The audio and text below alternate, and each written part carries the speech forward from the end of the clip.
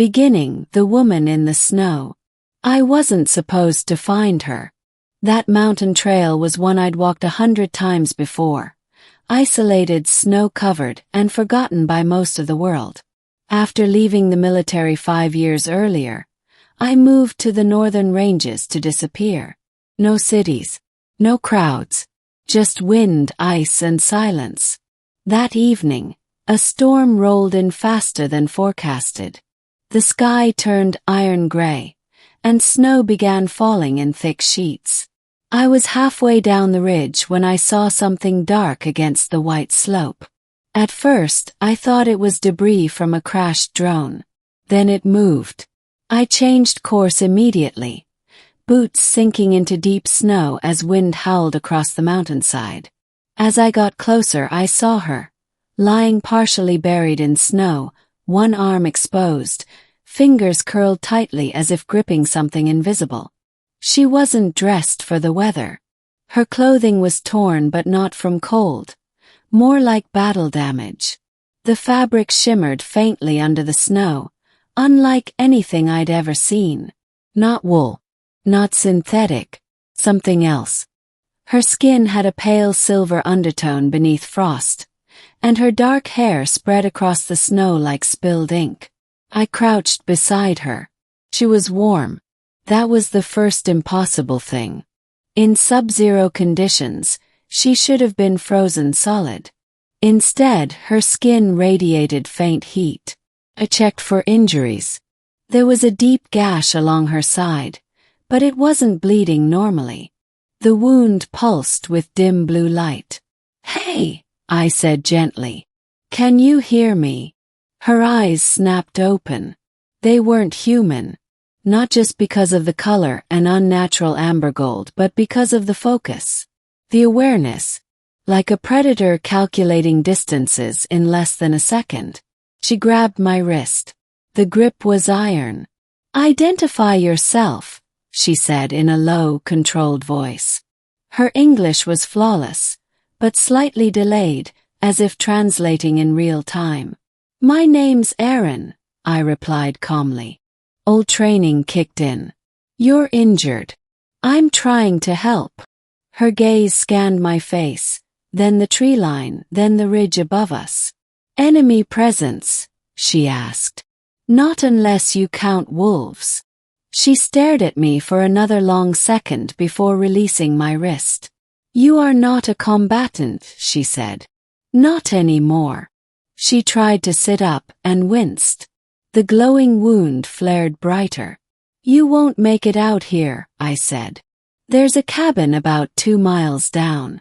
I can carry you." She studied me again. "You would transport an unknown entity to your shelter?" she asked. "You look like you're dying," I said. "Seems like the decent thing to do." Something flickered behind her eyes. Confusion, maybe. "Decency," she repeated quietly. Before I could say more, she collapsed unconscious. I didn't think. I lifted her carefully and began the long walk down the mountain. I had no idea I was carrying one of the most feared warriors in the galaxy. The truth beneath her skin. Took nearly an hour to reach the cabin. By the time I laid her near the fireplace, the storm was in full fury. I removed her torn outer layer carefully. Underneath, her suit wasn't fabric at all. It was biomechanical. Thin plates fused seamlessly to her skin. The glowing wound along her ribs looked less like a cut and more like damaged circuitry integrated with living tissue. Seen military tech. Seen classified projects. This wasn't human. I cleaned the area gently, unsure whether antiseptic would help or hurt. As soon as I touched the wound with warm water, the glow intensified, and then began knitting itself together. The skin reformed in front of my eyes. I stumbled back. She wasn't just warm. She was healing. An hour later she stirred. Her eyes opened slower this time. "You relocated me," she observed. "Yeah. Mountain hospitality." She sat up smoothly, testing her side. Your intervention accelerated recovery, she said. Your shelter's temperature stabilized my internal systems. Glad my old fireplace still has a purpose. He stood. No dizziness, no weakness, just quiet control. You are not alarmed, she noted. I'm getting there, I admitted. You want to explain what you are. She faced me directly. I am Kalara of the Virex Dominion, High Commander of the 7th War Fleet. The words meant nothing and everything. Virex. I repeated. You would classify us as extraterrestrial. I stared at her. You're an alien. Yes. I sank into a chair. That's new. She moved toward the window, watching the storm. I did not intend to arrive here, she said. My strike vessel was sabotaged during orbital pursuit. I ejected before atmospheric collapse. So you crash-landed? Yes. And who were you fighting? She was silent for a moment. Traitors. The way she said it told me the word carried weight. You're a soldier, I said.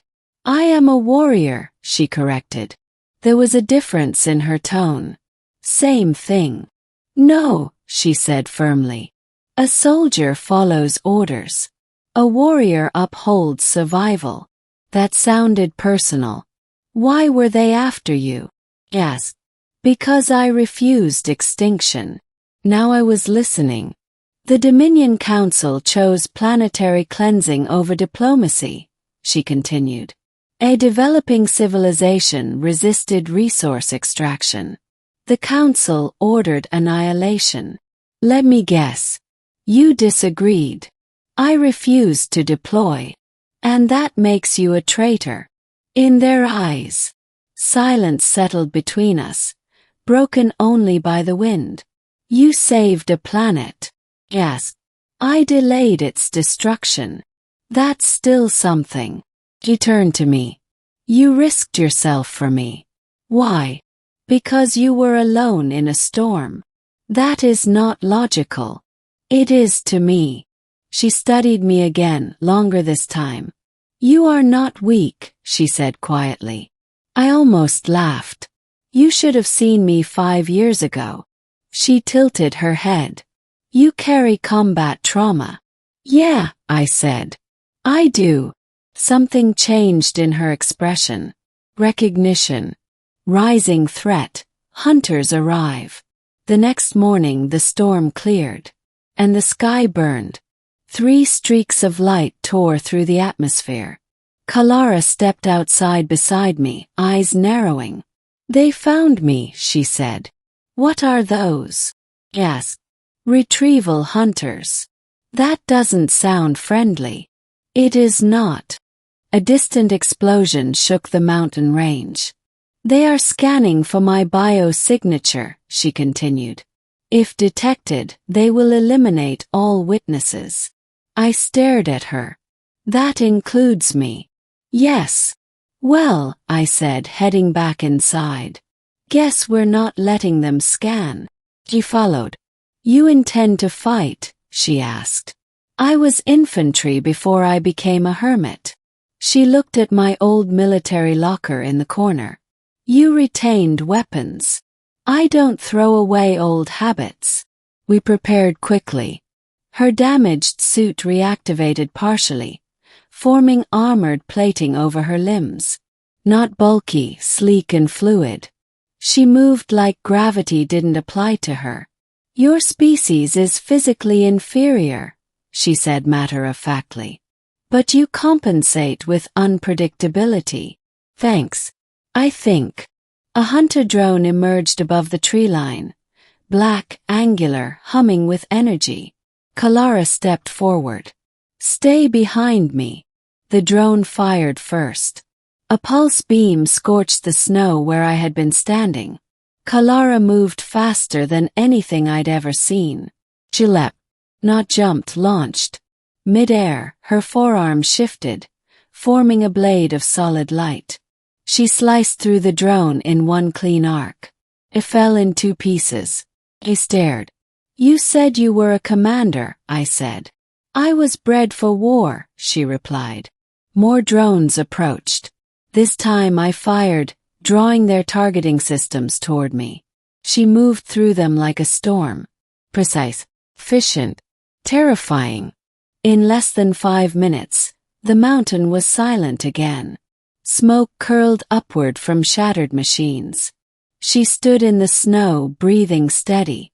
You weren't exaggerating, I muttered. No, she said softly. I was not. Revelation, the legend I carried. Back inside, I pulled up old satellite feeds on my emergency system. One of the streaks hadn't been a drone. It was a larger craft. They didn't send hunters, I said slowly. They sent a commander. Kalara's jaw tightened. Who? Designation unknown, but heavy armor, orbital weaponry. She closed her eyes briefly. That would be General Varos. Friend of yours. He trained me. That explained the precision. He believes loyalty outweighs morality, she said. He will not hesitate. A pulse vibrated through the cabin. The larger ship had locked onto the area. Evacuate, she said immediately. Where?